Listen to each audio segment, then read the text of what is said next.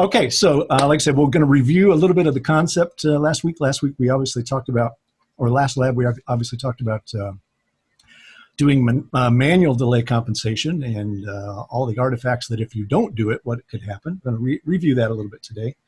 Then we're going to get into interfacing some outboard gear, maybe like some, I've got some pedals here and some other hardware processors, things like subharmonic stuff, how to use that and keep everything in phase.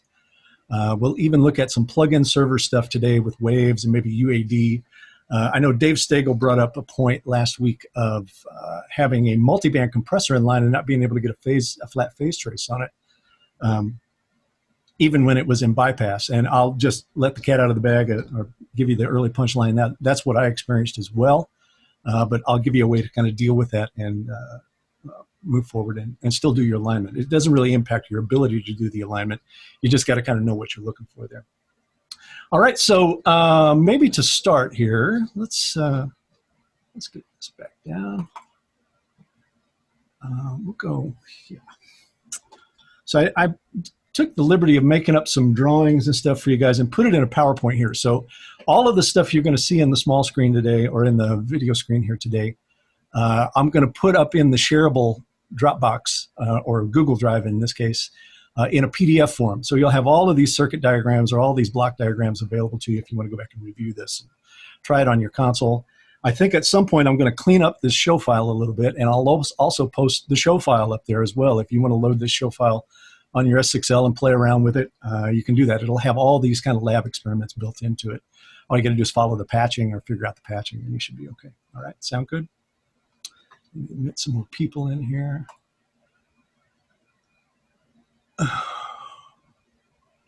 Man, this is what happens when you have a lot of people show up. Holy cow. You can open these in an editor as well, don't you? I say that again? You can open these files in an editor? The block diagrams? No. The console file. The show file. Yeah, absolutely. You can open that up in standalone for sure. All right, so let's review our method here just a little bit. Let's just go back over this. Remember, if we're going to do this, if we're going to use this approach of getting a flat phase response to represent it being in alignment with our reference, we want to bypass all of our processing, and that includes channel processing, right? So all EQ, all dynamics, all high pass, all low pass, through the entire path needs to be bypassed if you're going to do this alignment procedure. So hence the reason you would want to do it early in the process. Second part is if you have channel delay already logged on your console, maybe you're doing some sort of an acoustic alignment, etc., where you're aligning two microphones or whatever, you want to take that out first, log it, and then you're going to put it back in when this process is done.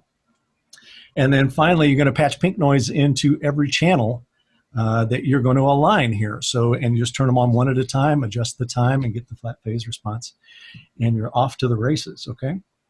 So I've kind of redone the circuit diagram here a little bit. I'll blow this up a little bit bigger so you can see it for this. So as you can see here, you got the reference on the left. I've just got that going through a matrix. As this goes on, I'm sure you're going to, hopefully going to kind of glom on to why I use a matrix to do this kind of work. It just makes it so easy to, at any time, measure a couple of sources back to back. So the ref is pink noise. This is internal pink noise on the console that we're using here. That's the internal generator. And that pink noise goes into our reference channel and also goes into what we believe will be our longest channel. And in my situation, on the show file, my snare drum was the longest path because of it going into parallel compression paths as well as group, as well as a master left-right, and up to the matrix. So the idea there is just to discover your longest path. That's the first step. And then after that, I add the little extra buffer to it. I think it's the smart thing to do so that you can actually change the processing on your longest path if you want it. But the idea is there, you just keep a net time, right?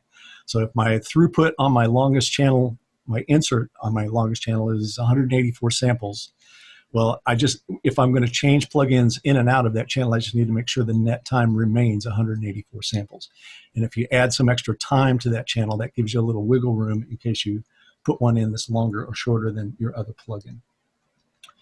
And then use the FFT delay locator to discover how long that longest path is. And once you have that delay locator in place and you see that flat phase trace, don't change it from there. You want to hold on to that time. That's your reference time for your throughput on the console. The only time that would change is if you discovered a longer path that you would need to use as a reference, right? All right, so after that, it's just a matter of aligning the remaining channels, right? So you would just go, pink noise is still going into your reference, and then you just start turning on all the other channels, let them take their natural and complete path all the way to the output, align for flat phase, and you are off to the races, right? So turn on all your shorter path link channels and do them one at a time. You only want to do one at a time here. And yeah, the key here is not to delay locate. I had somebody ask me this over the break, and yeah, you don't want to delay locate every time. You want to keep that original time and then just adjust time against that original time, right? Everybody follow me there? Remember, if you've got questions, please be sure and just raise your hand with the little raise hand mechanism, and I'll try to show it up for you. All right. Repeat the process, obviously, and remember, you want these inputs taking their actual path to the output. And then after that, of course, re-engage all your processing. Re-engage your internal EQs and filters, your dynamics, any plug-in processing. Don't uninstantiate it, but just put it back in play, right? You want to re-engage it, you want to take it out of bypass, and then you're off to the races. Hopefully you're going to have a great event mixing after that. All right, so let's just go down some best practices here. So one is somebody annotating on my screen? Know what your console automatic delay compensation accounts for and what it does not account for, right? That's the one thing you have to understand if you're going to make an assessment on whether you're going to do any of this stuff, is you've got to understand what your console's ADC does in the first place. In my situation where I'm doing this alignment, I like I said to you guys, I just turn it off. I just don't even deal with it. I know if I get all my input paths exiting the console at the same time, then I've achieved what ADC is going to do in any kind of abbreviated form anyway. Okay, so make sure you understand that it can take a little bit of playing around, as we all noted in the run up to this. There was so much misinformation on what the ADC does in venue. It's no wonder there was mistakes and all kinds of misconceptions about it, right? So you got to make sure you understand what it does and what it doesn't do. If you're unsure, and it's painful for me to say this because I make a console that's got a lot of processing capabilities on it, but if you're unsure, try your best to avoid external inserts on your inputs. It's just, all the goodness that's going to come out of that really cool GUI plugin is going to be lost in the destruction of your mix impulse as it exits the console. So be careful there. Be really, really careful. Be very judicious in what you do there. If you're compensating manually, don't do this on a show day unless you are really got your back against the wall. Try to do it. Try to pre-align and pre-build your show file somewhere. Work from a template, which we're going to have an entire lab that I'm going to talk about how best practices in terms of using a template, a pre-aligned template. But it is the solution to working fast here and working with a good impulse off your console. So just make an attempt to work from a pre-compensated template. You got to stay aware of the entire throughput that you're creating here. You may end up creating a throughput on your console that is too long for your situation that you're going to be mixing in, whether it's a small club or it's a big arena. It can go both ways. You can make a show file or a signal path that's too long for the actual application. So be careful of it, especially you guys that are mixing to video. Man, really be careful here. You could really throw things out of sync dramatically here and not have a path back. So, do this with some knowledge and some competency here. As I try to tell everybody, please just figure out the basics of an FFT and learn how to use it to do this. You'll just have such a better result, because I'm going to tell you what's going to happen here over time. As you start to do this, your ears are going to get trained to hear it. And I got to the point after I started doing this, it took me about a month of doing this, but after about a month, I could I could hear, one or two samples off in my drum kit. I could hear it in the cymbals, the way the cymbals were adding together. So you'll hear it after a while. And so you want to get that kind of accuracy and that kind of resolution in your hearing. And of course, if you're delay compensating in a monitor console, man, please really be careful here. Pick and choose where you're going to, where you're going to add throughput time here. Obviously on a vocal path, it's going to be almost impossible to do. We're already latent in the vocal path for people that are singing anyway. So, adding more time to that is going to be almost unbearable. So be careful there. But that said, are there places that I would delay compensate on a monitor console? Yeah, there is. But you just got to be careful with it. Such as if I was doing a lot of processing on my drums, then I would probably make sure that drum kit is aligned at the console level, right? That all the inputs were going up to the bus at the same time.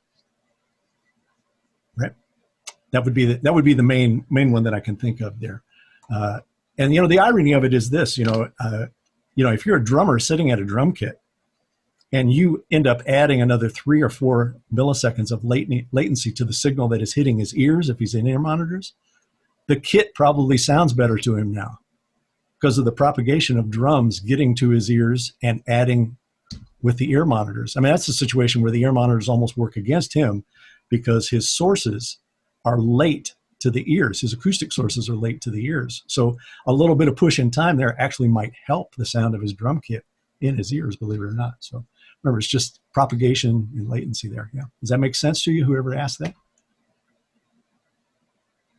I'm going to guess yes. Thank you, Robert. Yeah. All right. Here's the, before we get to this lab, I'll back up my PowerPoint once. Let's just review what this looks like. Because I got a couple ways to show you this today. So I'm going to pull this up just a little bit bigger.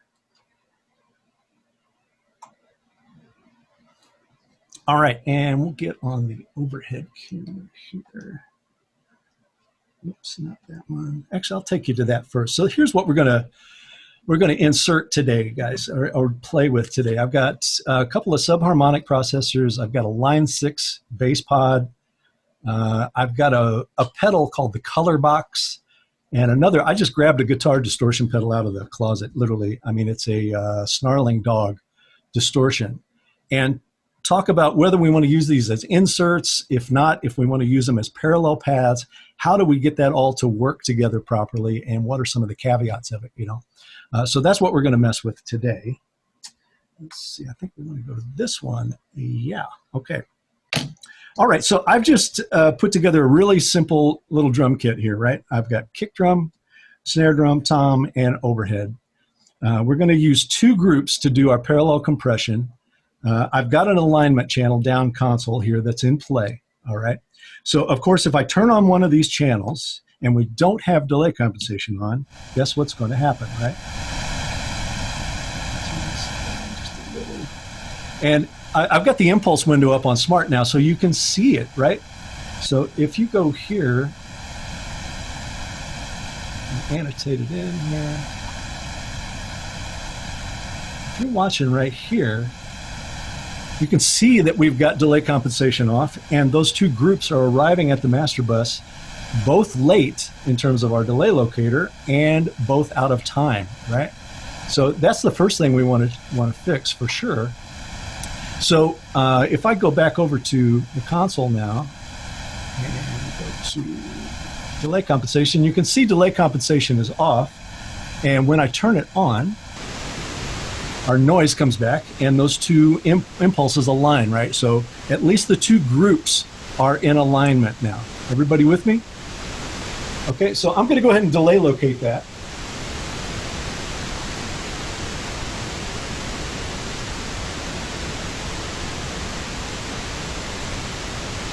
All right, so there's our impulse right in the center there, which is good. But now I'm going to just turn on all of these inputs, and notice they all stay to the impulse, right? Everybody is all good right now. Everything's good in terms of phase right now.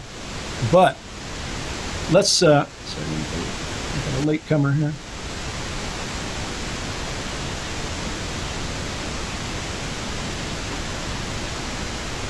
All right, so now I'm going to go to the plugin window, and notice I've got a set of plugins here that are on these inserts, but they're all not instantiated right now. I've taken them completely out of path right now. All right, everybody follow me there? So kick snare hat, or kick snare tom and overhead, there are plugins ready to be instantiated, but they are not right now. And as we can see in our window, we've got delay locator, or delay compensation in place. We have a good impulse coming off the console right now.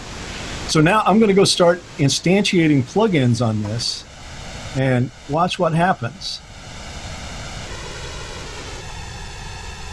Right?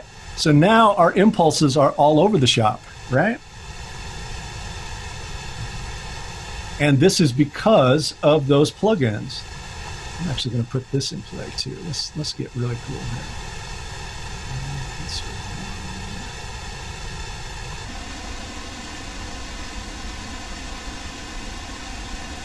Okay, so obviously, we don't want all of those. We don't want our kick, snare, tom, and overhead to be exiting the console at different times, right?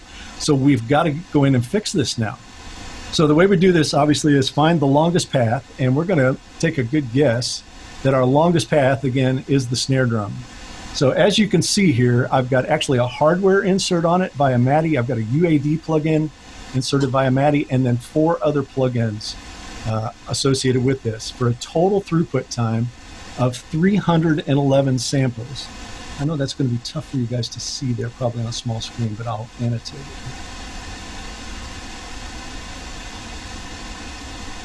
Let's see.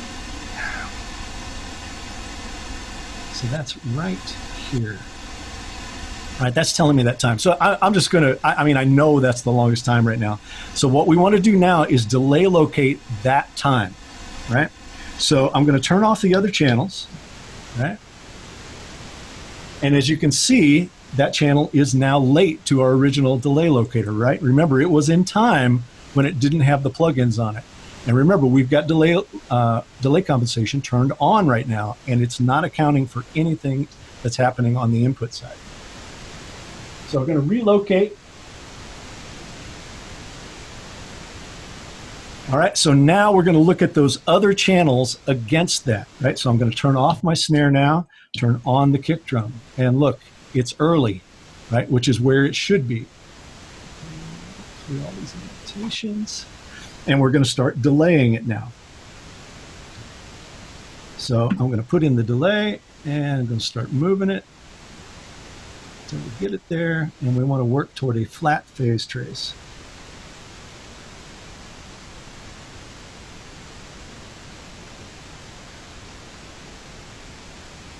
This is going to be about 378.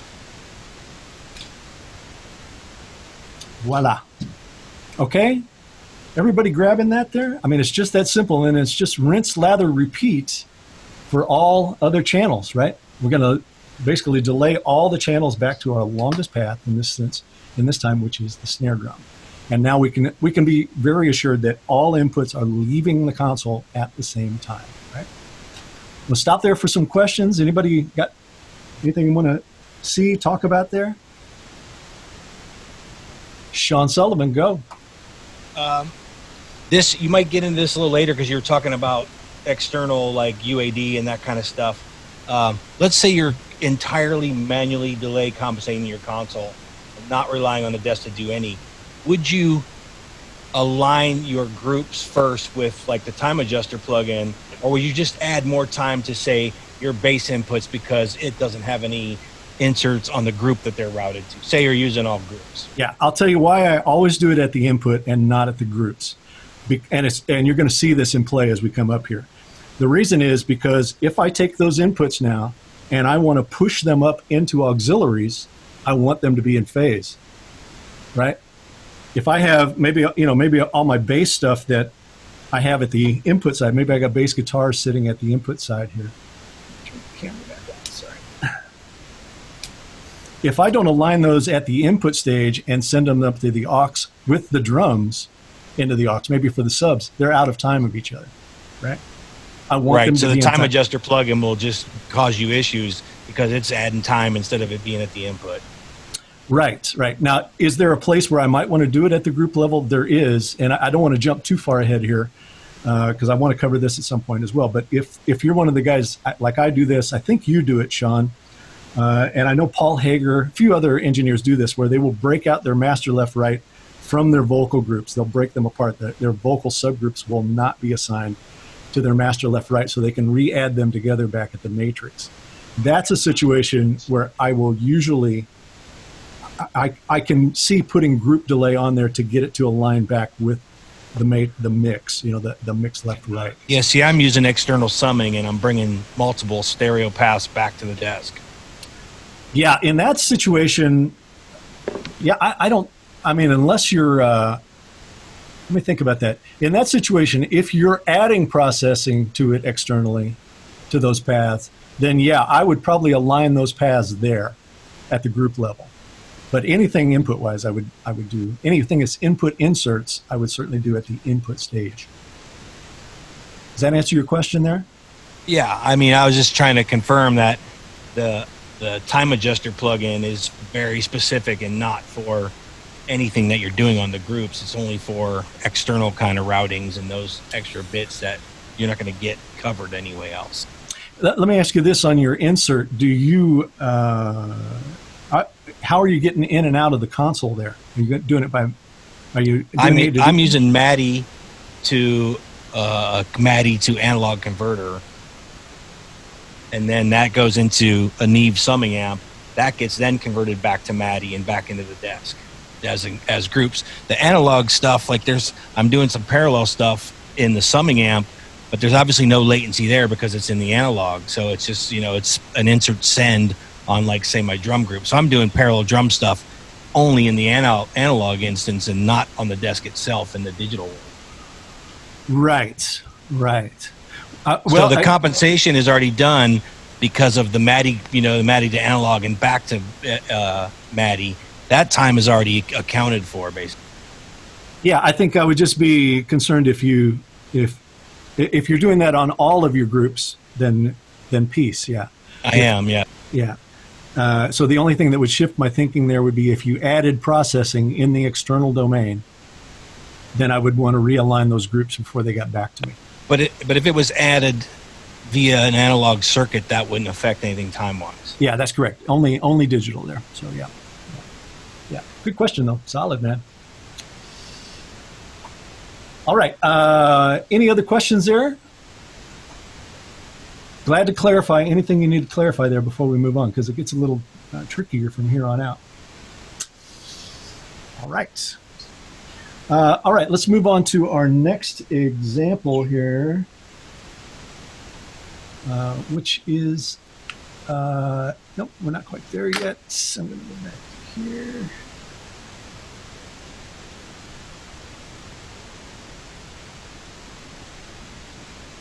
Stand by.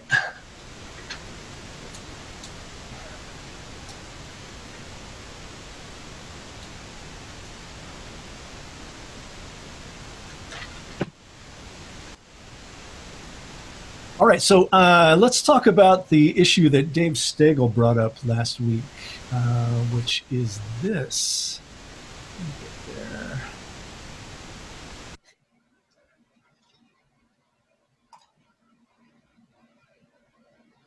I'm going to go ahead and turn that off for now. So he was asking about what happens when you have multiband, anything multiband, whether it's multiband equalization, multiband compression, whatever. Where did my cursor go? There we go.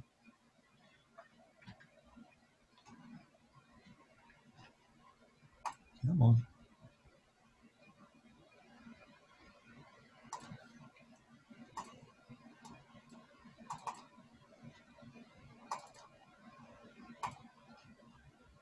So he was asking what happens with multiband compression, because he was experiencing with Waves C6 where it was leaving the crossover points in play, even if it was in bypass. And, so I just thought I would put together a couple scenarios with that just so we could look at it.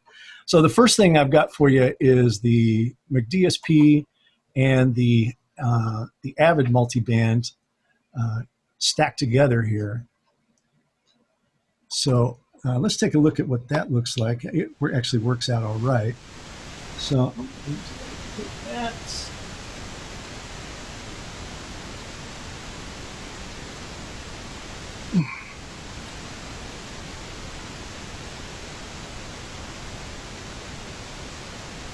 We're just in between samples there. Stand by.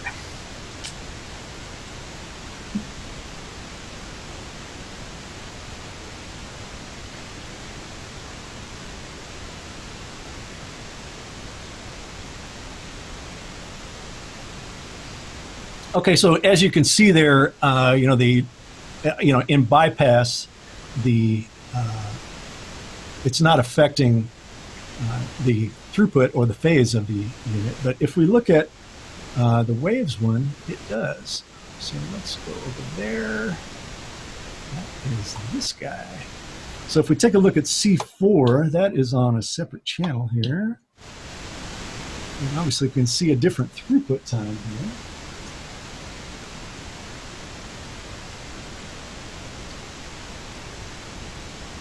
Oh, maybe I lied. Maybe C4 does do it as well. Yeah, looks like it is going to do it. So you can see that, this is crossover messing with phase here. Even though we've delay located it, same thing is in play there. So we know the impulse is happening at the right spot. Our alignment on the computer looks good, but phase is all out of whack here, and that's as a result of the crossover points. Why they have it going like this, I do not know. I may reach out to them and see what they say about it. Or is it this one? You know what? Let me do this. Let me see if it's the 6 doing this. Let me take this out for a second.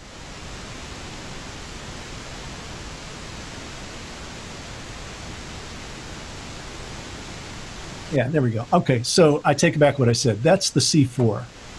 And as you can see, that's out of circuit, right? I've got the in-out button out.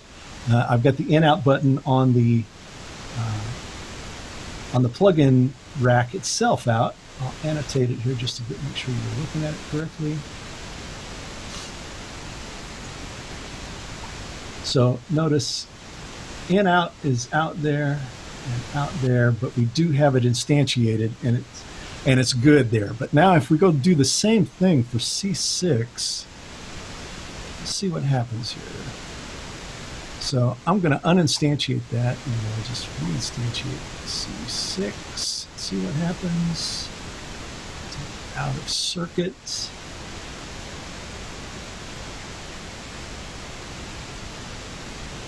And yeah, there we go. So as you can see in C6 here,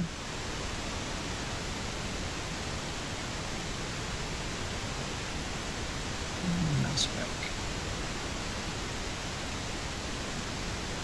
Out of circuit, but yet we get all this crossover business in there. So the moral of the story is this: look, if you have the C6 in place, you're going to let's take the bigger example. It's in your longest path, then this is what your initial trace is going to look like, right? But if we want to measure something against that now, all we've got to do is match the time, right? So I'm going to turn on another plugin here. This is basically those Avid plugins, and I'm going to treat this as we're going to align this to it. Actually, I can't do it because that's later. Let me get another channel up here. Stand by. Let's do this.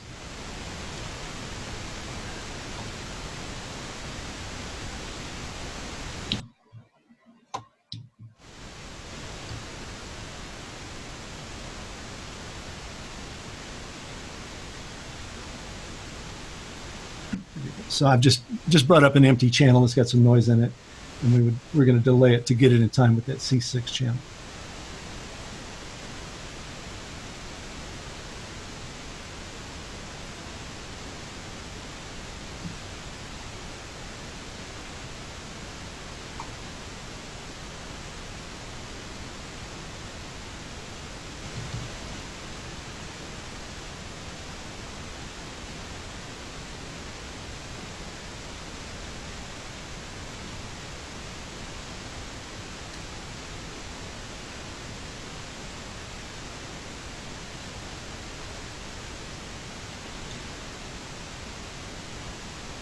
All right, so even though the C6 was our reference, right, it just becomes our time reference, we're still going to go for flat phase there to make sure that our additional channels are in time with it. Now, where this would get tricky would be going the other direction, right, where you had already established a pathway and we're going to align a C6 channel to it, right? Then you're not going to get a flat phase trace for the C6 alignment. You're going to get that crossed over trace looking thing. It's going to be a little bit of a challenge, but you want to make sure and watch impulse there and get it as close as you can. Maybe in that situation, I would probably be interesting to do it. Probably do some pink noise cancellation and see if I could make it go crazy there, or make it cancel all the way out there. Follow me there? Everybody with me there?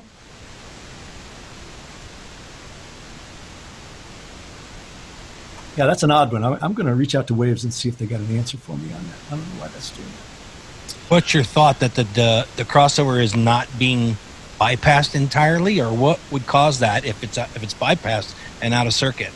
Yeah, I don't know. I mean, you tell me.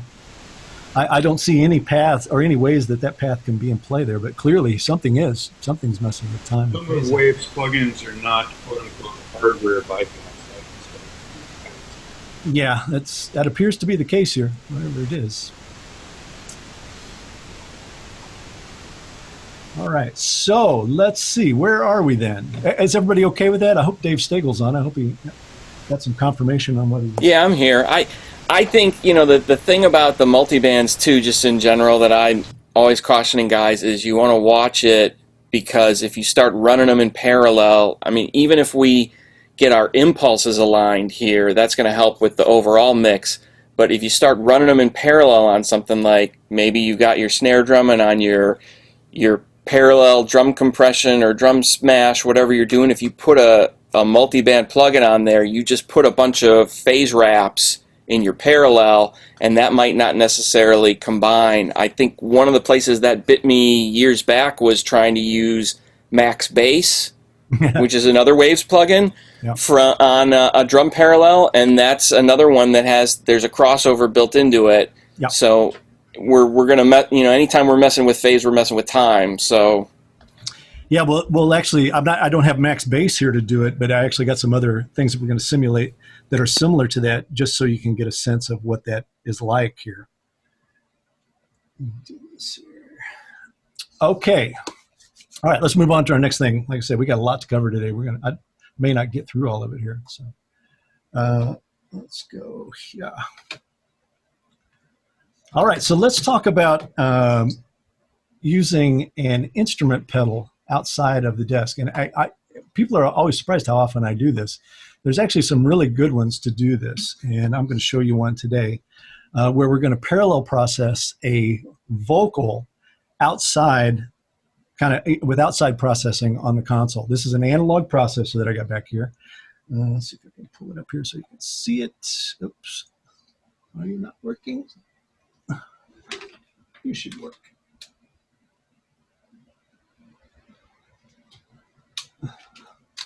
So I get my camera world in order here. There we go. So on this little stack of goodies here, I've got, we're going to talk about this box right here. I don't know if any of you are familiar with it, but it's called the color box. The color box. And I actually use this for a very specific thing on vocals.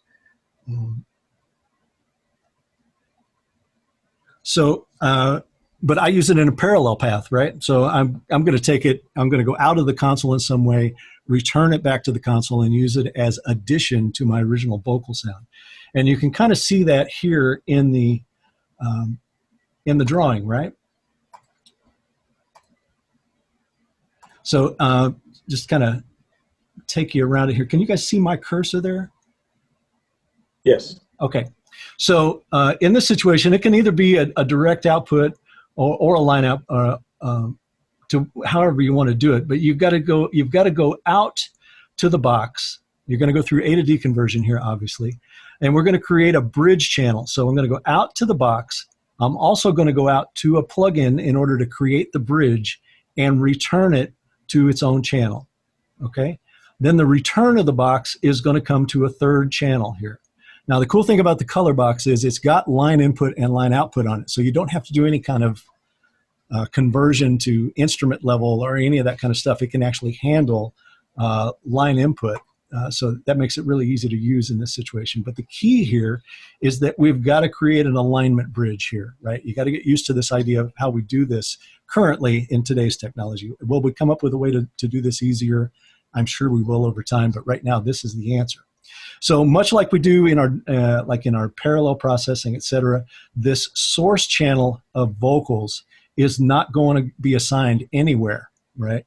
But the bridged version of it is going to be assigned to our master bus, whether it's a vocal subgroup or the left-right bus, however you're doing it. That's going to be the assignment path. And then the return of the color box is going to get added with it, and we're going to work on the alignment of these two items, right? Let me do this just to reinforce it here.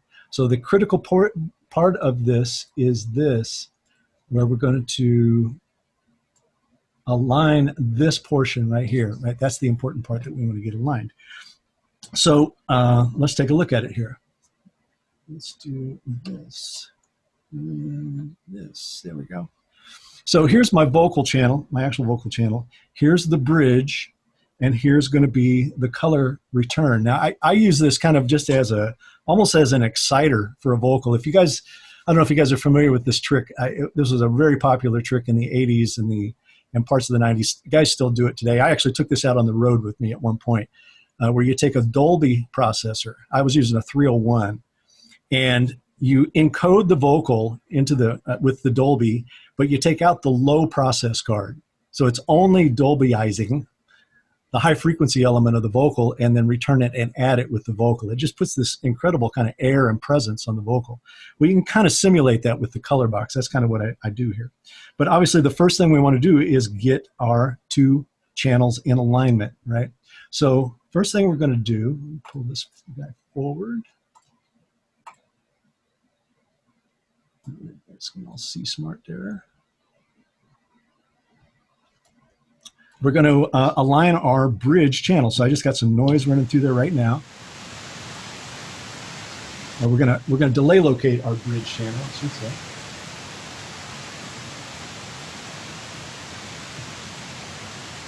Oops, I got some processing on that too, apparently. No. How about here? Yeah. So you can see I had some equalization on the vocal itself there that I want to take off. All right. So that's our delay time. Now we want to, and actually I did this backwards. I'm sorry. I want to delay locate the longest time, right, which will be the color box. So let's delay locate that.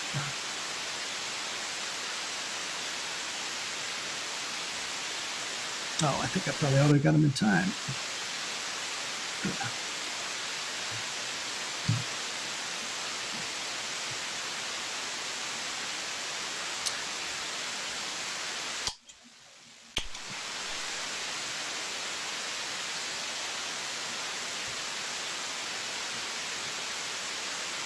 Okay, so this is a situation where bypassing the box doesn't really help you here. You got to get some sense of what's going to work in time, and we're really concentrating on high frequency here. So I've delay located like it is right now, and you can see that that's going to work pretty good for our delay locate. Now we want to look at the bridge channel against it, and you can see that it's early, so we've got to delay it back in time to get those two channels in time. And 120 samples there to do it. So now these two things are leaving the console at the same time, meaning they will add together correctly, right? They will work together really well. So we're going to get off the noise here and actually go ahead and listen to this, some vocal, and then discuss one other little issue here. All right, so here's the vocal without it. I used to take the long way round. Let me know if that's blaringly loud or anything. But now my sights are set up. All right, so now I'm going to add in the color. You taught me how to climb, and now I'm reaching for the. You can see it just gives it a really cool presence and gets it forward. right? I used to take the long way. Now let's take the time off of that bridge channel and see what the impact would be. My sights are set upon the highest peak of You all. can hear it just comb filters to death. It would never add together correctly there, right? Now I'm reaching for the top. So back to time in. I used to take the long way round when the mountain. Everybody follow me there? Now, here's the tricky part if you're going to do this on something like a vocal, right? Especially if you're going to take this color channel and send it to effects, which in this situation I want to do, right? If I'm going to go to a reverb or a chorus or something, I want that to go there. Well, if I send signal from my primary vocal channel and this channel, they are out of time in the aux bus going to the effect, right? So if we're concerned about that, which we should be, really what we want to do is send these two channels to the effect, not from here, right? So this always drives the argument a little bit of, well, okay, which channel should I have on the top layer? Should I have all three of these available? Really, I only need one or the other of these. Should it be this one or this one? And for me, if I'm doing it this way, I'll actually move this channel to the bottom layer and have this be my primary vocal channel. Now remember though, this mic or this fader does not contain the mic pre, right? It only contains the sends up to the bus, right? But you need to do that if you want them to do this. So the way I've got this where I can show the difference here, which I think you'll get, is I've got some effect for it here. We're going to listen to that effect, sending either this or this plus this, right? Plus this. We're going to do it either way so you can listen to the comb filtered effect going into the effects processor. So let's play her again. I'll get some balance on this. Used to take the long way round when the mountain. So I just got some stereo pitch shift on her. But now my sights So the idea is, do we want to send this or this along with this to that pitch shift? taught me how to climb, and now I'm reaching Make sure I for got the it top. here. I used to take the long way. All right, so I'm just going to do some, mountain was let me too switch to tall. this view. But now my sights are set upon the highest peak of all. Okay, so this is the original vocal. This is the bridge vocal going there, okay? So I'll try to do this and tell you which one is which. Right now, the bridge vocal is going there. I'll let an entire vocal pass go through there and then switch it, okay? I'll try to shut up. Highest peak of all. You taught me how to climb, and now I'm reaching for the top. I used to Here's our time. take the long way round when the mountain was too tall. But now my sights are set upon the highest peak of all. Yuck. You taught me how to climb, and now I'm reaching for the top. I used to take the long way round when the mountain was too tall. But now my sights are set upon the highest peak of all. Is that reading for you guys there? I can hear that big time here. I don't mind telling you. I hope it's making it across the net that way. Everybody still there? Yeah, I think I did. Yeah, I could definitely hear it. I'm hearing quite a bit of the processing. Yeah, it's weird, and it's. I really probably should have pulled up some reverbs. That might help it a little bit. That when this was going on, and I didn't realize it, that was the tip off for me. Was all my reverb sounds were just so dark. I was like, why is there no mid range in my reverb? It was because the two sources that I was sending to it were canceling. All the mid range was canceling out in it, and that's why. So if those two are added together properly, right? If these two are added together properly in the bus, then your effects processing is going to sound right as well. You follow me there? That's why, we want to do all this alignment at the input side, because once we get it going up into auxes, we want it to be adding together there as well. Yeah.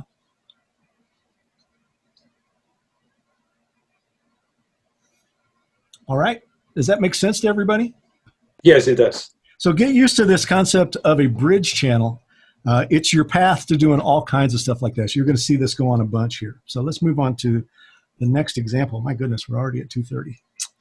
All right, so the next one we're going to go to is using a distortion pedal as an insert or as a parallel path, right? And again, this is really common to do. I mean, we do this all the time in the studio, and we need to be able to do this live to be able to kind of simulate some of the stuff that's being done in the studio and get the same kind of process. So obviously, if you're going to insert a distortion pedal on the channel, and it's a hardware distortion pedal like I got back here, the only thing you have to be careful there of is with distortion pedals, I've seen this happen so many times, whether I'm using it in this example or somebody is using it on stage. If the distortion pedal is in bypass, a lot of times the polarity will flip on it, or vice versa. When you put it in, it will flip the polarity of it. So you got to be very, very aware of it, right? And you know, we kind of get into if you're going to use them external as an insert, you get into kind of you get backed into a little bit of a corner here, because if you want to bypass it, where do I do it? Well, I can't really go to the hardware bypass on. Let's say I'm bringing it in through, you know, a hardware insert on my console, because now I've changed the throughput time, right? So, you know, where do I change it? You've just got to be really aware of the polarity of it when it changes. You'll see it here in play. I'm not going to give you an example of insert today, but I'll show you the same thing using it as a drum adder here. So just keep that in mind, right? If you're going to actually do the hardware insert, you got to do it. The other piece of it that you want to keep in mind in terms of getting level and sensitivity correct is notice that I'm using a reamp plus a DI here.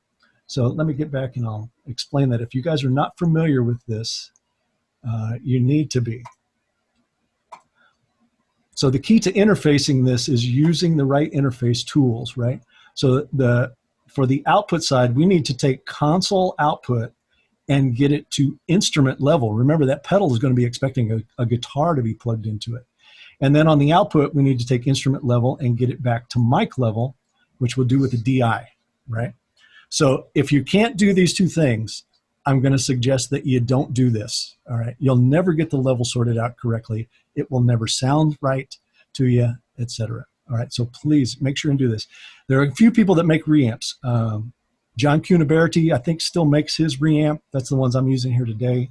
I know Radial makes a reamp box to be able to do this, to convert from line level to instrument level, but please make sure you use those boxes if you're going to do it this way, okay? All right, so but for our example today, we're going to create a little adder here, a little parallel adder using a drum pedal. So in this situation, some of the guys that have been following some of my work and, you know, been out to my shows and stuff, they see me do things like this. I always have this channel that's part of my drum sound that's called GOO, G-O-O. And it's an additional parallel path that I use to add texture or depth or whatever I want to do. Usually, more often than not, it's just the snare drum that I'm trying to do it to. But it can be the whole kit as well at times. It's just another parallel path for it. So in this situation today, I'm going to use a distortion pedal in conjunction with 4 plugins.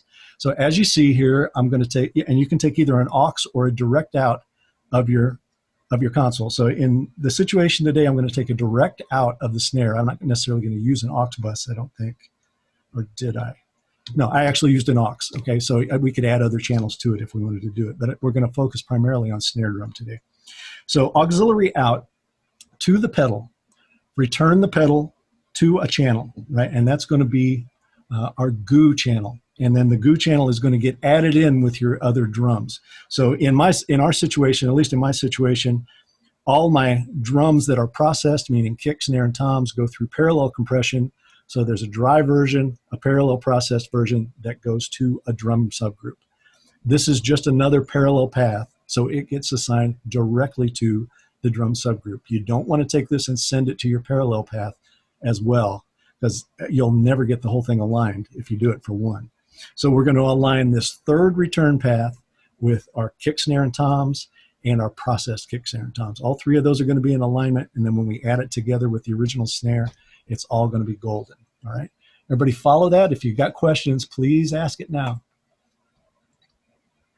All right, so this is using the Snarling Dog pedal, and this wouldn't necessarily be my first choice for doing this. Like I said, I just grabbed the first thing I saw, but that's what we're going to do here. So obviously what we got to do In this situation, the goo channel is going to be the longest path, right? So we're going to have to delay locate that first. So let's do that. And let's see here. Yeah.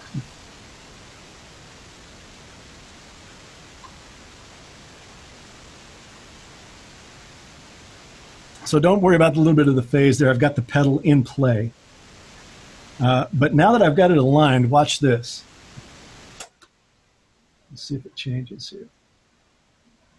Yeah. So all I did was hardware bypass. I hit the bypass button on the pedal, and look at what it did to polarity. Right? It's 180 degrees out now. Right. So that's a challenge with this for sure. All right. So that's back in. Now we want to make sure our kick, snare, and toms and our processing channels are aligned with that. So we'll do this now. And clearly they are not. Oh, wait a minute. Let's just double check something here. Yeah.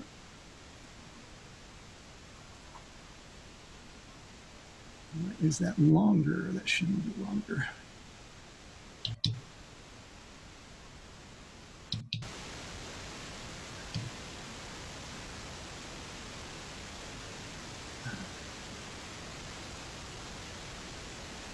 Stand by to stand by. I made an incorrect assessment.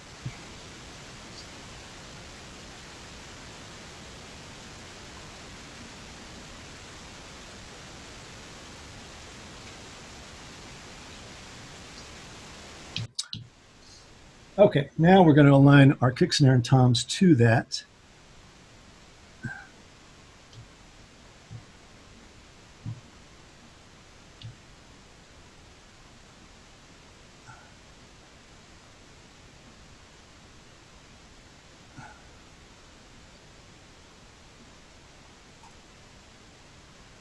This is our bridge channel that we're aligning here.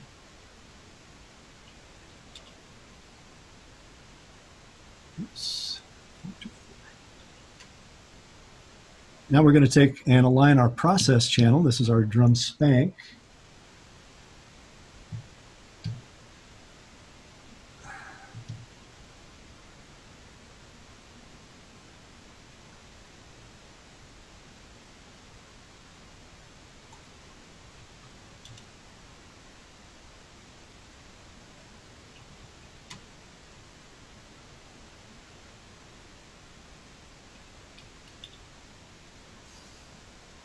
Okay, so now we've got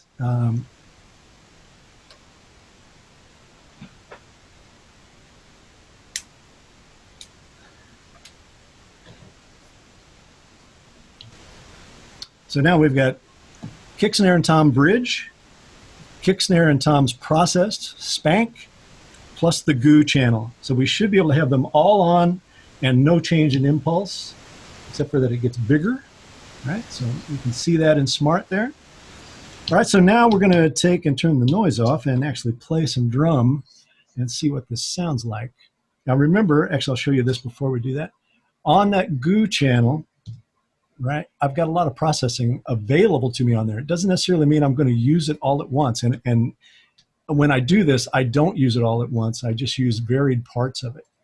So on that channel, in terms of actual software inserts, I've got tape saturation, I've got lo-fi, I've got mod delay. Now, like if I wanted to create some reggae stuff, I might just be able to go dot, dot, dot, dot, dot with this one fader, right? I can create some reggae stuff. And then I've got reverb that I can put on there. And in this situation, this is blended reverb, right? So I'm taking source and blending it with reverb and can add any one of these things at any point just to add some character or texture to the snare drum.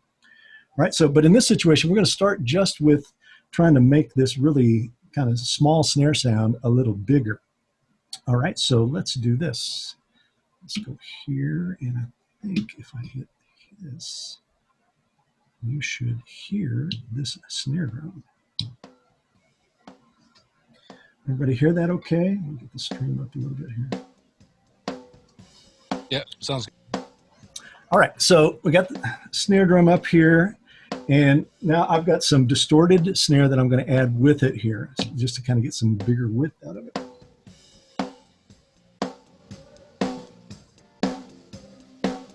All right, so that's just the pedal return being added with it. Now, if your first inclination is to think, well, God, that sounds distorted and all kind of ratty, inside the music, you're not going to hear it. It just gets bigger and brighter and fatter. You know, this is very analogous to using tape distortion or tape saturation on an input where, you kind of solo it up and think, ooh, I don't know. Then you hear it in with music and you go, oh, yeah, I want more of that, please, right? So I'll just turn it on and off without me talking so you can kind of hear it.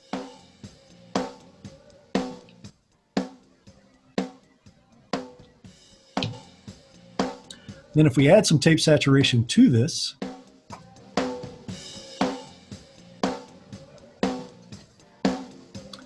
and maybe just a little bit of reverb,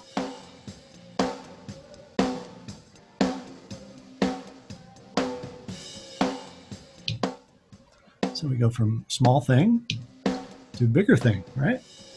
But the point of all this is that it's got to be in phase. Their impulse has to be leaving the console at the same time if you're going to pull this off. Otherwise, the cancellation is just going to be so crazy, it's not going to sound right or good at all. Everybody with me? I see another guest here. I'm going to let him in. I can't believe there's a guest showing up an hour later. Questions? Concerns? You're an awfully quiet bunch today, although I haven't been following the chat very much. I do see one question, whether the reverb is mono or stereo. It can be either. In this situation, it's a mono reverb. If you're going to do it in stereo, then you just create a stereo channel and duplicate the guitar pedal return into both channels, okay? Stereo is a good option there, especially if you're going to be doing the kind of panning effects, or if you want some wide reverb on it. It's no problem. It's easily done.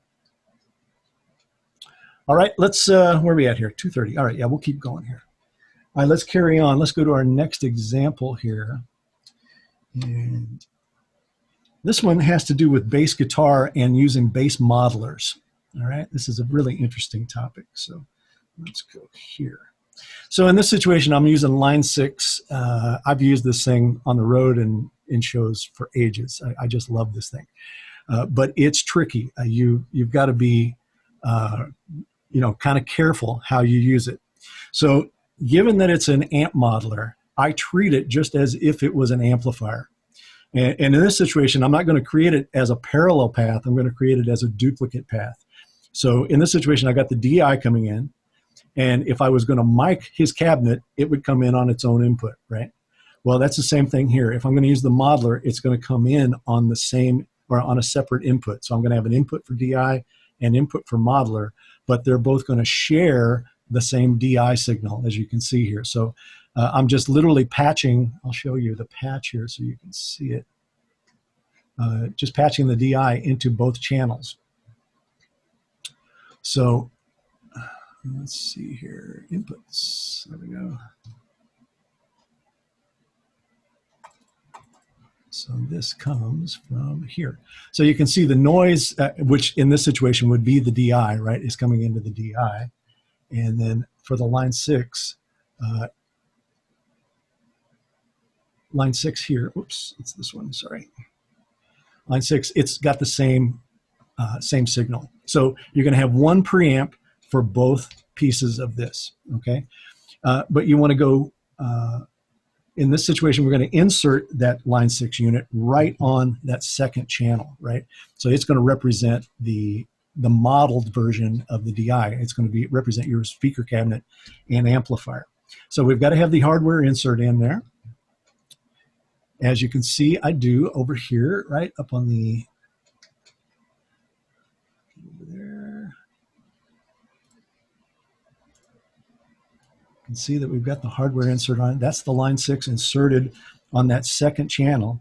Now, kind of a cool thing that happens with modelers like this is they will give you a DI output as well. So the question becomes, well, which am I better using? The source DI here, the source DI, or the output of the modeler that is a DI? Which one am I better off using? And, I would make that assessment based on time. But here's the tricky part with the modelers. The modeler's throughput changes depending on what preset you're on, depending on how much processing they had to use to create the model. So this channel, which is your modeler in terms of throughput, is a moving target. So, you've got to kind of get some sense. I mean, I would just pre-measure them. If I've got 3 or 4 presets that I'm going to use, I've got to know what time to put into play on either one of these channels to get them in time with each other. Otherwise, I'm never going to be able to use the DI and the cabinet. If I'm in a situation there where I can't manage that, I'm probably just going to use the cabinet and not even use the DI, right? If this becomes problematic in terms of keeping track of the alignment of the two. You're going to have enough trouble keeping this aligned to the rest of your mix if you're changing presets all over the place on it. And I'll prove it to you. All right, so in this situation, we are going to take a look at the throughput on the model. And I'm just going to put it in tube preamp right now. No big processing. We'll just do this and take a look at it.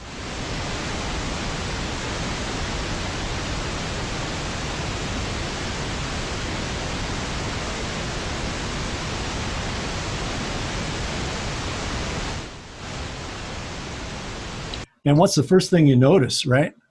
It's out of polarity, right? Very interesting. So we'll go to reverse polarity there and get it back in line. Now, the other part of it that's the challenge here is you can't bypass the processing on it, right? There's no way to do that on the actual unit to bypass the processing on it, I don't believe.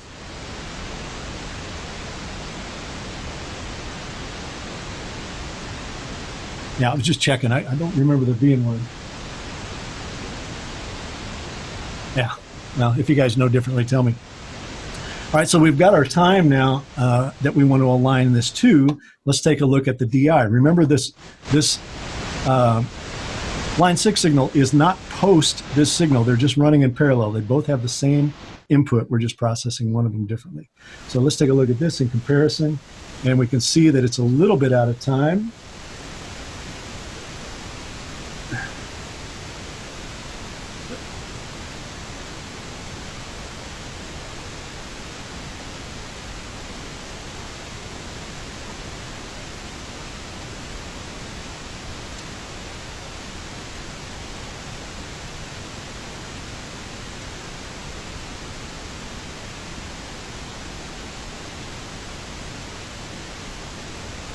Okay, so those two signals are in time now. They should add up together. And we can see that they do. The magnitude trace is getting bigger as I add them together.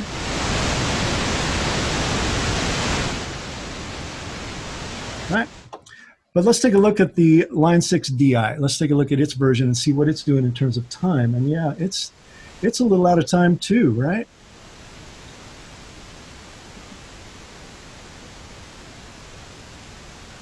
It's not by much. It's probably just a couple of samples, which may or may not be meaningful to it. But the point there being that might be a better choice of your DI as opposed to your actual DI. You'll just have to play it by ear, whichever one you want. Either way, they should all add together correctly. All right. So now let's take a look at the throughput. I'm just going to turn up the line 6 and let's change presets a little bit and watch what happens to impulse here.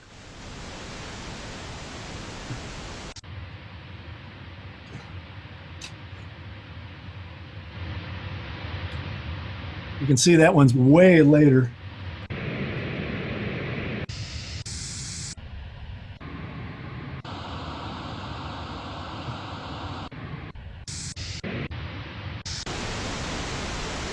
All right, so my advice to you is pick one and roll with it, or maybe pick one amp model and then just edit it as needed, or you're going to have to really kind of figure out what the times are for each one of these presets so you can adjust accordingly.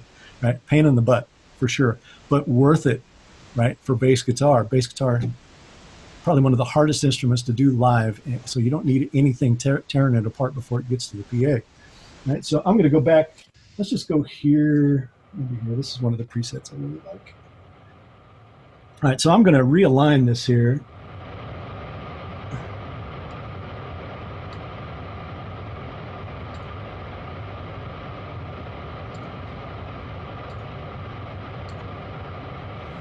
And then get our DI signal with it.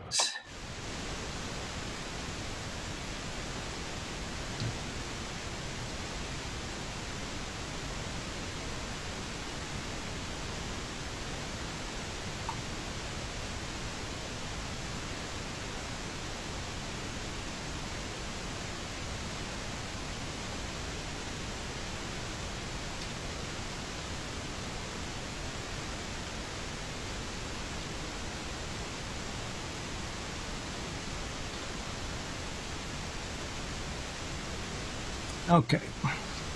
All right, so let's go listen to some bass guitar with that now. All right, so I'll give you a little audition of each one. So this is just the original DI. Sounds very DI-ish.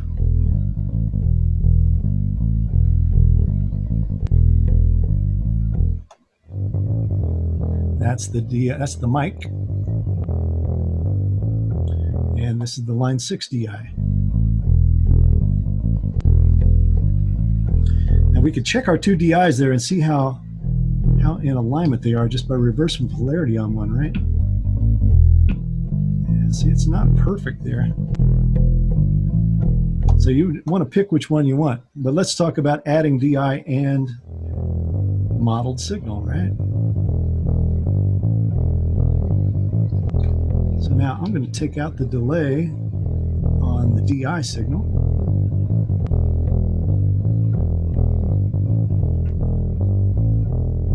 Yikes. So all the low mid content goes completely away there.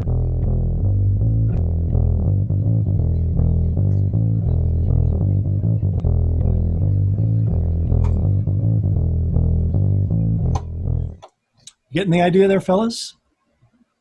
Questions on that one? So you're just treating that modeler as its own amplifier and cabinet and microphone there. And the concept is to get it in time with the DI, right, before you add them together. If not, just pick one or the other. All right, I'm going to just browse the text here. Let's see, the chat. Yeah, I won't be able to deal with your chats today, guys. I'm sorry. Maybe I'll try to address some of these questions with you offline on email if I see something that's really sticky looking in the chat. But I got a lot of stuff to cover here yet. All right, so that's using a modeler. You know, if you're using a guitar modeler, same sort of thing, you know. Very much like trying to use guitar DI and a microphoned version of a cabinet. You know, there's going to be a phase offset there. The DI is obviously going to be earlier, and if you just put some really subtle delay in that DI, it'll actually add with that amp sound better, you know. That's not uncommon to do that at all. That's a version of what we're doing here. But if you're trying to add modelers with microphoned versions of the same cabinet, etc., man, you're in for a world of hurt there. It is really, really hard to do. I've never successfully done it. I've never believed what I was hearing in terms of phase and actual addition of the sources. So be very careful there. Be very wary of what you do there. Sean Sullivan, go. So if you have multiple, let's go back to your vocal thing that you were doing a minute ago with the color box, right? Yeah. Say you have multiple parallel things that you want to do with that. You would just find whichever one was the longest. Say one was an external insert that you had, like your little stomp box, and one's a plug-in path that's several plugins. So that's obviously the longest one probably. So you would just align your duplicate channel, add the delay to that to match the longest one, and then delay the return of, say, your stomp box thing to make it match the two, correct? If the delay of that stomp box was early, yeah. Right. So whichever's the longest, obviously your duplicate channel that you're sending off to these things, you would make that delay match the longest path of whatever your parallel path is. And then the rest of them, the returns from them would just get added delay to them if they were quicker. Correct. That's correct. Yeah.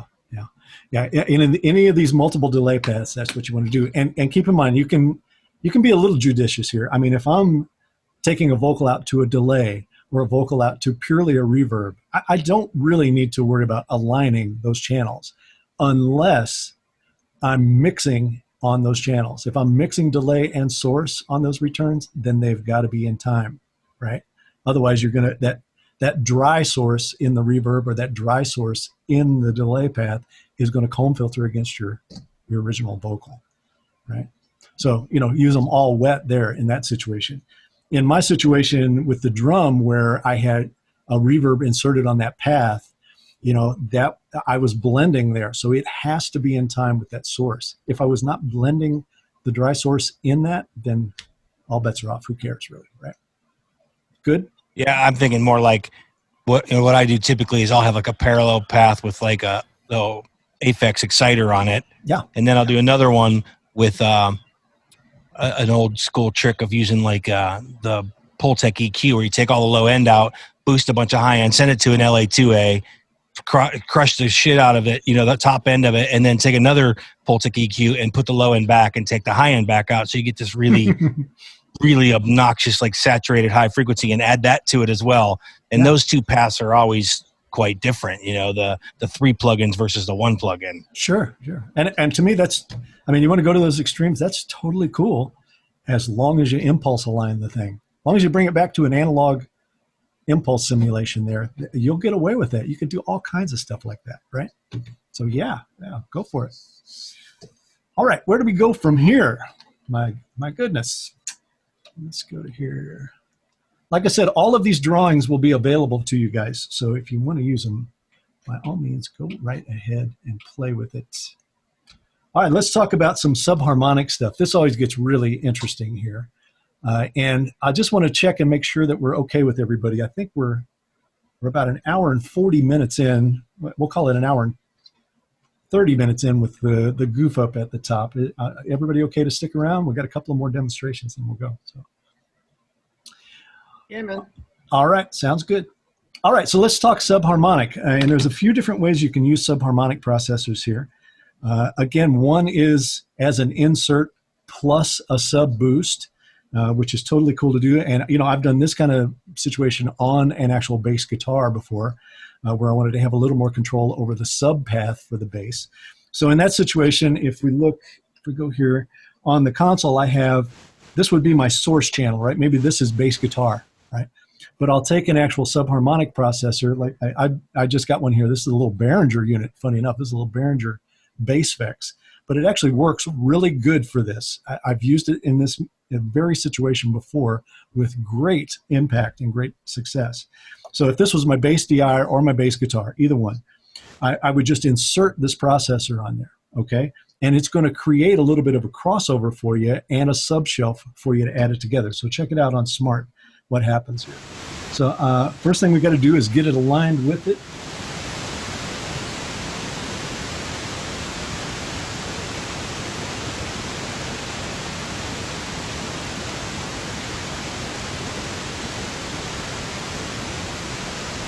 Now, don't worry about that bottom phase there. That's part of the crossover that's happening there. So the first thing you should notice is that on my signal, it's actually got a crossover point built into there, right? It's actually rolled off the bottom end. So, everything below 60 there would be rolled off in that original channel when this is inserted. But the other output that happens with the Behringer unit is the sub output, right? And it's going to have a harmonic content to it if you want to add it to it. So the second output comes from the sub output of the same unit. So let's take a look at what that looks like, right? So if I add that in there, that's going to be this part of the signal.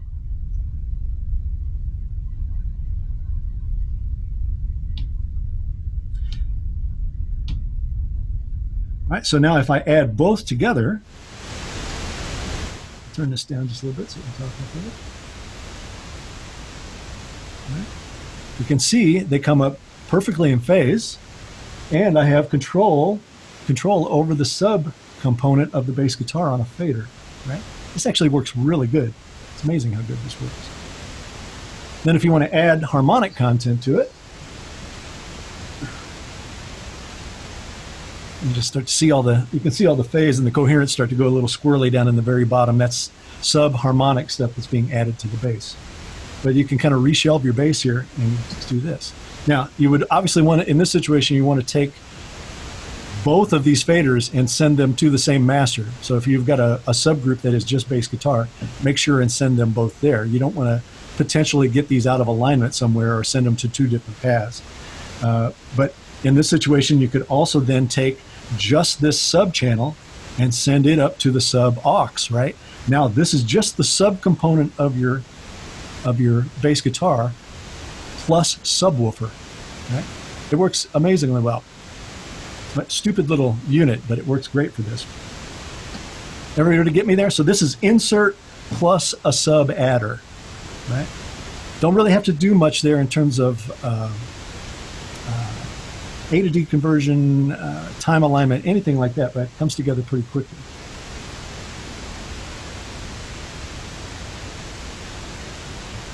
Okay, any questions on that one? So you're saying that's just an insert on that channel and not a separate return, or it is a separate return? Well, I'm gonna put the insert back in play here. So that's the insert on the channel. See the frequency response of it? Yeah. So if I was to bypass that, it should come back together there.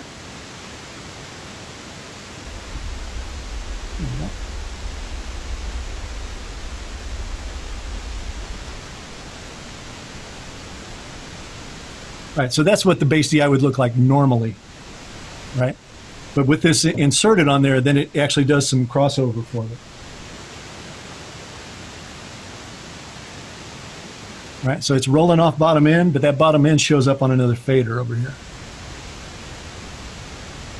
Right, so there's another output from that unit that comes back to its own channel. Yeah, it's an insert plus a sub output. And the sub output contains the harmonics in it if you want to add them to it, right? Works great. The Behringer box being used is called Bass Specs. It's old. This box I have here, I think I got this from Uli, man, late 80s maybe. And he kind of custom built the outputs for me. I mean, it's got, balanced outputs and all kinds of other stuff for it.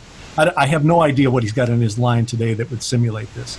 But, you could do exactly the same thing here with the DBX 120X. You want it, because it's got a subharmonic output on it. It's got a crossed over output on it as well. You could do exactly the same thing with the DBX unit. You're going to see that next, but in a different scenario. Okay. All right. Let's go to the next one. All right, so this is subharmonic plus parallel here. So let's go here. Go here. All right, so this is where things start to get a little not tricky, but you just want to do things kind of the right way here and give yourself the best chance for success, right? So in this situation, I believe I am taking this out. Let me just double check me here. Yeah, so this is our source channel. This is our source channel. So this could be any channel, right? It could be bass drum, bass guitar, whatever. And we're going to send it up to an auxiliary and then out to the DBX unit and return it. Okay? We're only going to take a sub return here. So this is actually assigned somewhere, right? We don't have a bridge in play here. We're going to send this out. This, like I said, this is bass drum or bass guitar, and then we're going to add the subwoofer component to it. Okay? So let's take a look at what's going on there. So first thing we'll do is delay locate.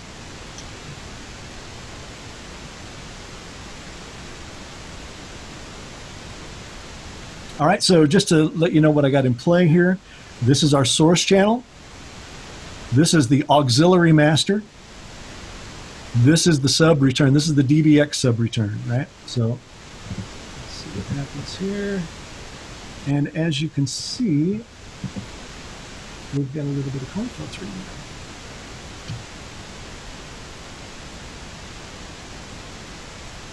there. Now, with this, you kind of got to outsmart things here, right? So let's see, if I got this set up right, let me think about this for a second. I got to think about my own lab here.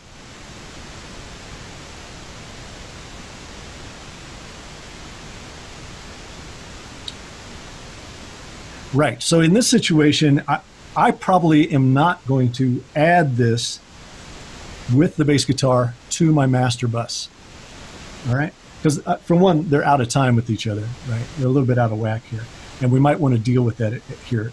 But notice where it crosses over, right? The first cancellation is happening at 200 hertz. So really, we're only talking about subwoofer information here. Do we really have to worry about that cancellation? Matter of fact, that cancellation might help us a little bit. Nothing wrong with it being there. But if we wanted to be really down to brass tacks, we would do a bridge channel and align this. But here's what the point I want to get across to you, is that you have the choice now of where you want to add this to your original signal. You can add it at your master bus, but I caution you against that because it's going to eat up headroom like crazy, right? The place that I've done this in the past is actually take this directly to the matrix. So remember, in your matrix, if you've got a matrix driving your PA system, you're going to have the left-right master bus going there. Well, now you're going to take a direct output of this sub-return and send it there as well if you want to add it to the left-right of the PA. Right? Now it's coming out of the left-right of your PA. It may not make sense to do that if you're crossed over in your PA system to a subwoofer system, right? It's going to go up there and eat up a ton of headroom, but actually the PA is crossed over to keep these frequencies out of it, right? So you don't necessarily want to do it there. Where you want to take it is to your subwoofer drive, right? Take it directly up into the subwoofer matrix. So now you have a matrix driving left-right to your main PA, and you have a matrix or whatever your output's going to be driving the subwoofer system that has this return in it. Right? And this can add along with your other instrumentation. Right? If it's an auxiliary that's driving your subwoofers, we'll take that aux to the matrix and add this return to it. Now you got all this sub and harmonic energy just going to the subwoofers, and you can blend it really effectively here. Now the other cool place that this can work is in your record matrix. Like if you're doing a recording of a 2-track, etc., and you want to add this to it, because this can make your recordings sound really, really good, nice and fat. Just add it in as needed to your record matrix as well. Just got to remember, it's probably going to go up post fader there, so be careful. You know, you'll be mixing to it. I would probably prefer it that way, but keep in mind that's what you're going to need to do there, right? So it's really good stuff here. So don't, like I say, don't get fooled into thinking you need to add this to your master left-right bus to get it to the recording. I would add it to the recording matrix. Do it there so it doesn't eat up all the headroom on your left-right bus.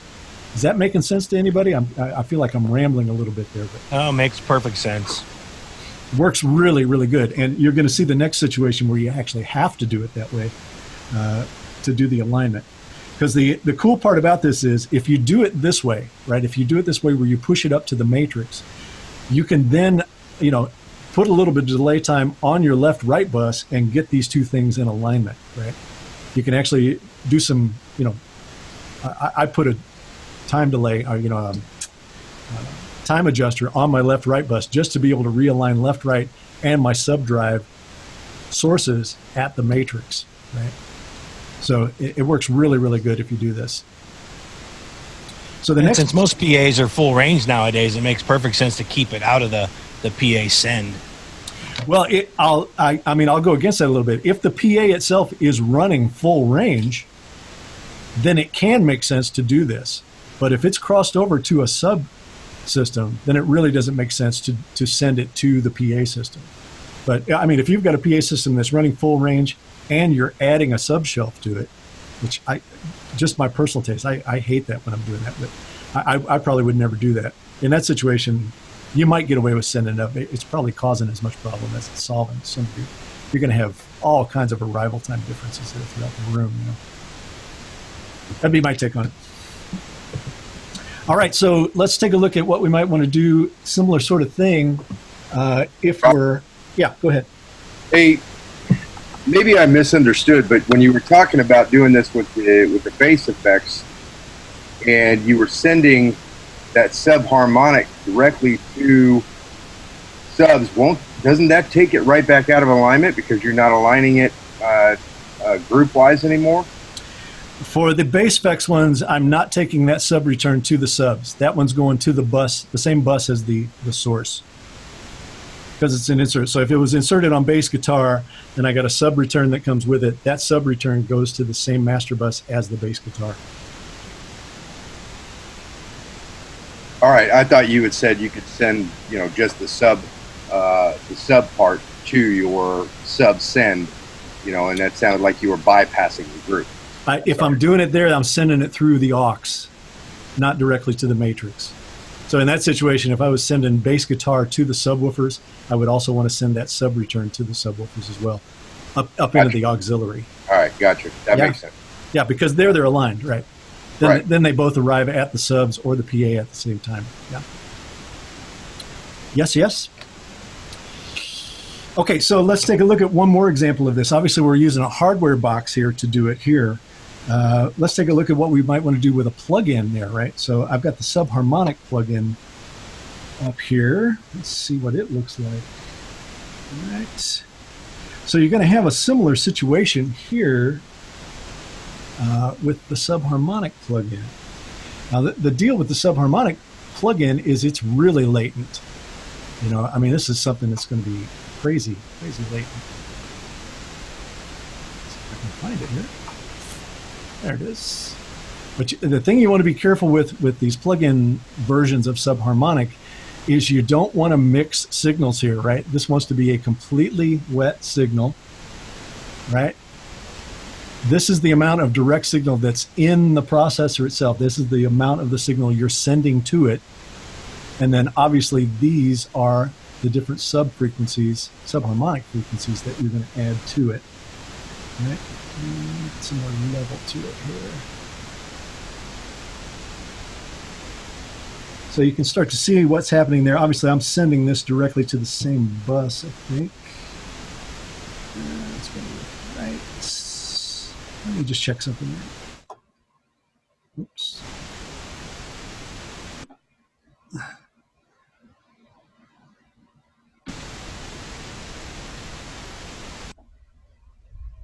Yeah, okay.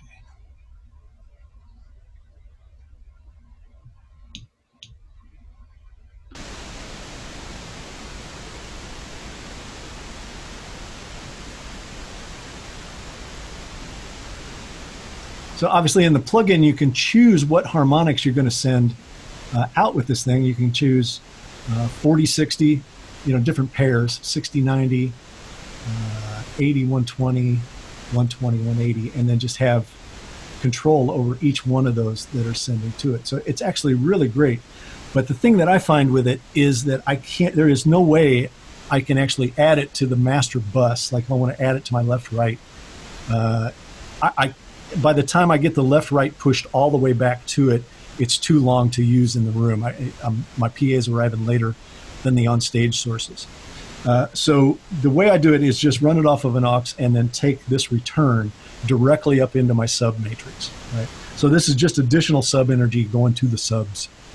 Again, it's driven through the auxes, all the sources that are going to go to it, meaning bass drums, snare drums, tom-toms, and bass guitar. I've aligned all of those things so I know their phase is good getting to it. I've just got to then make sure that this return and the PA system are in phase, right? So you can definitely do it. It took me a lot of practice to find a way that would work with this, but that's the way I do it. So take it for what it's worth. Yeah, Matt, you still got your hand up? You got another question on that? Yeah, I do. Whether we're talking about the one time or the ESP version, you're sending that same aux right to the matrix, and then you also have the plugin instance going there as well. How are you compensating for the latency difference between those two, or is it automatically being taken care of in delay compensation?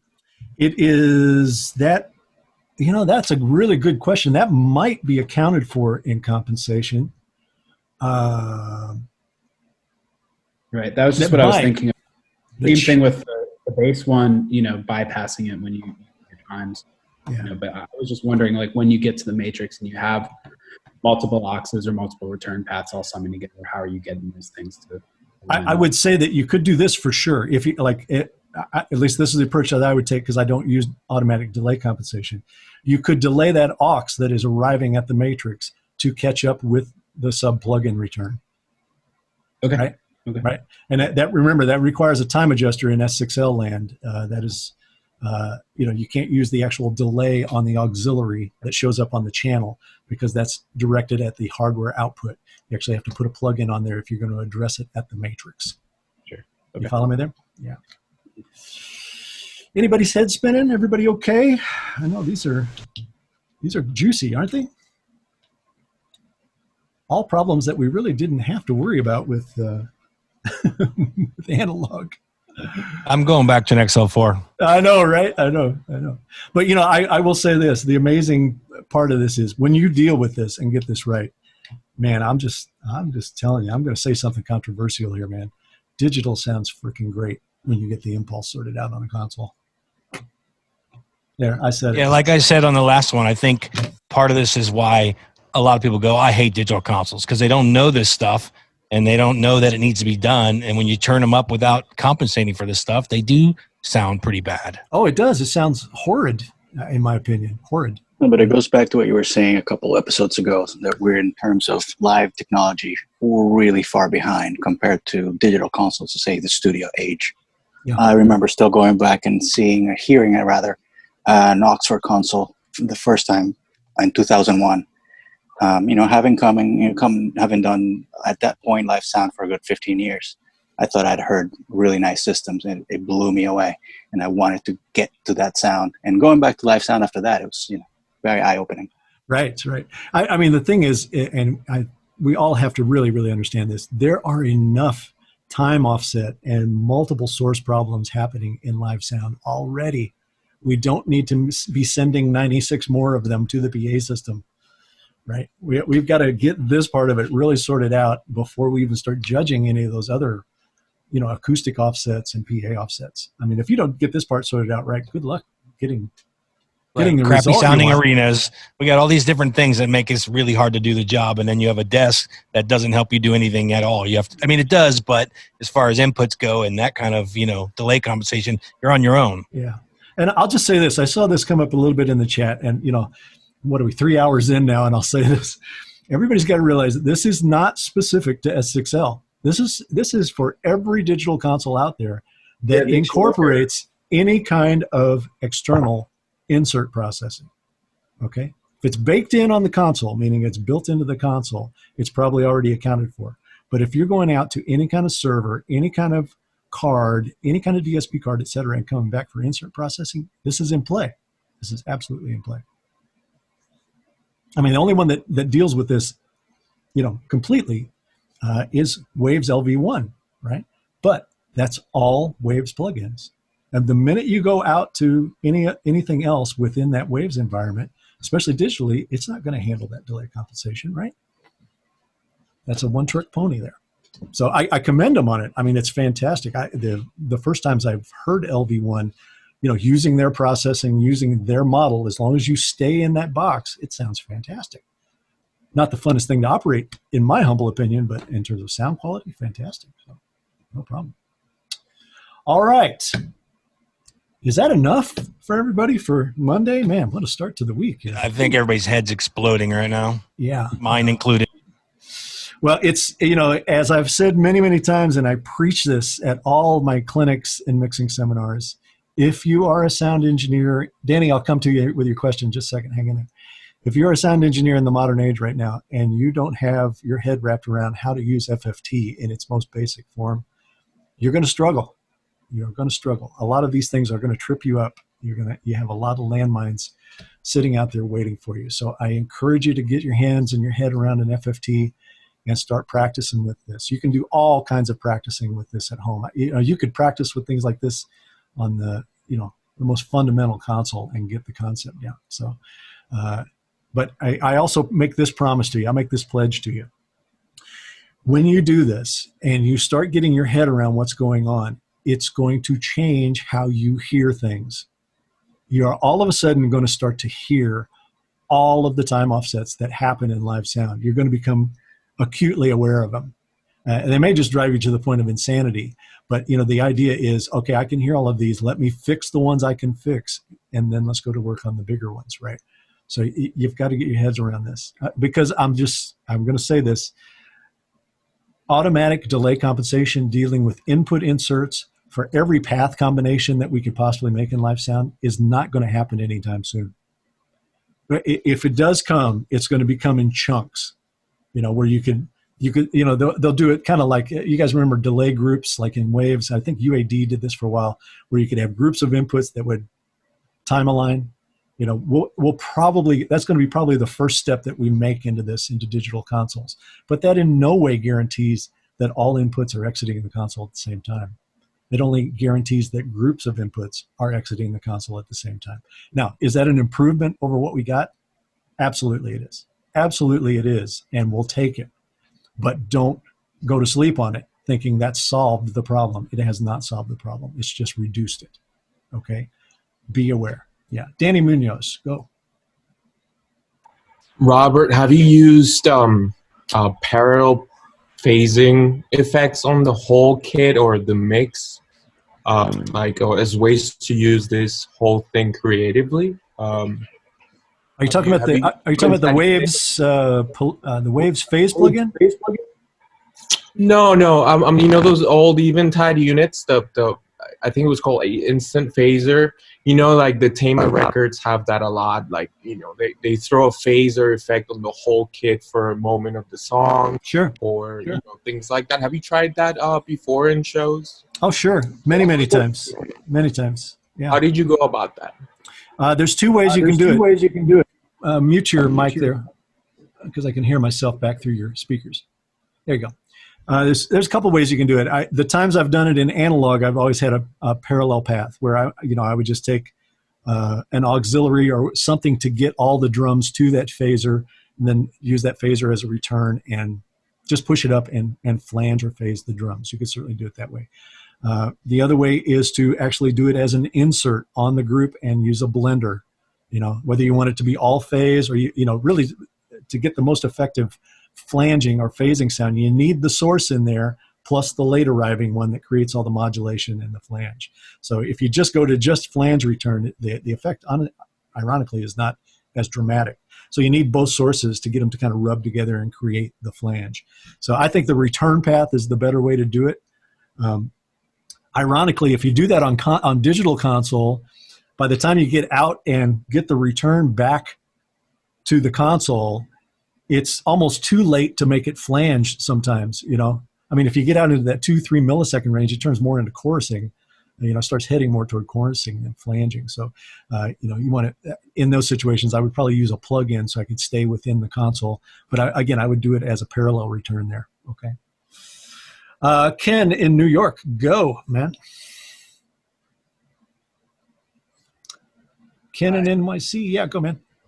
Hey, do you notice that if you are using your FFT and you're using it on the solo bus versus an actual matrix output, if there's a different delay time?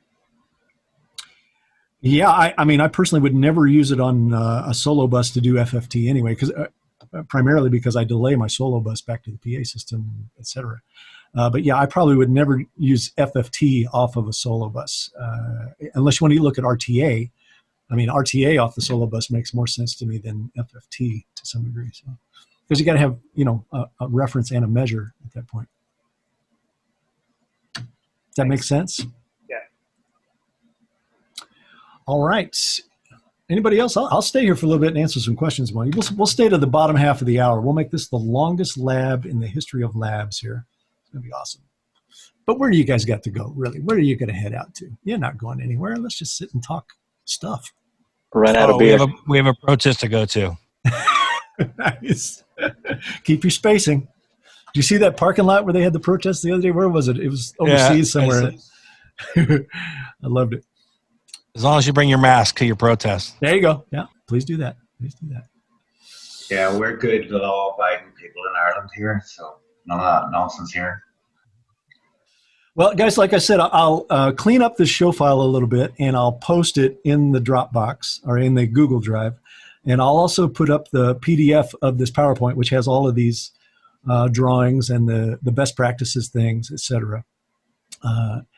And, chew on this until next week. We may get off of this a little bit next week. We'll probably review again, make sure, and, check it all out. And if you want to come back with some pointed questions with this, I'll leave this show file up. I'll leave this stuff up in case we need to review anything and go over it again. So get out there and practice with this. Do all this kind of stuff. It matters. It matters. Trust me. It really, really matters.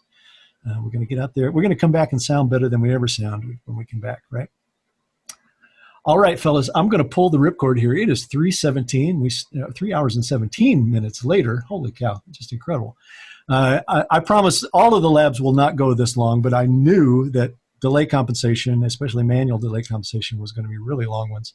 So, guys, I'll see you next week. Thank you, Rob. That was really cool. My pleasure. Thanks. Look for an email on that'll have the link to the folder with the new stuff in it, and we'll see you guys throughout the week. If you want to come by Wednesday, I'm on another webinar Wednesday for Avid. We're going to talk about the unified platform and what that means. That's a really cool topic. I urge you to come and check that out. It won't be 3 hours, I promise you. It will be about 30 minutes on that one probably. All right. We'll see you guys. Be good. Take care. Thanks again, Robert. Thank you. Take care. Pleasure. Thanks, Yep. Robert.